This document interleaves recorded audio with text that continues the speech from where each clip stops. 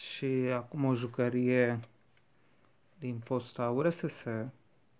Este un lansator de rachete. O jucărie faină de tot. Are telecomandă. Deci are și pentru ridicarea și coborârea rachetelor, cum și era. Nici măcar nu mi-aduc aminte. Așa le ridica. Așa. Și se și lansau. Nici măcar nu mi-aduc aminte. Cum se făcea. Așa.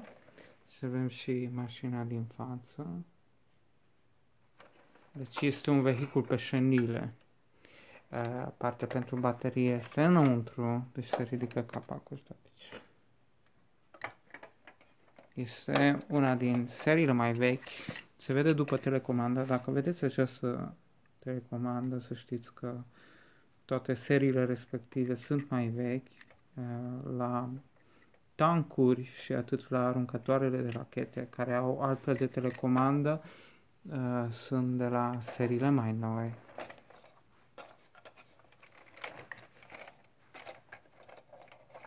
Așa. Deci acesta este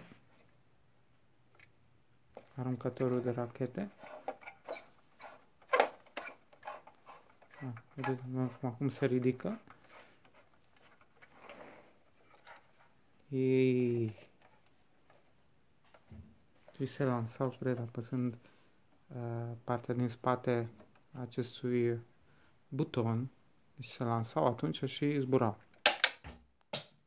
Cum am văzut că a zburat aici.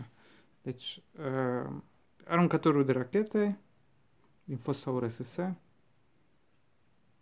Aceasta a fost.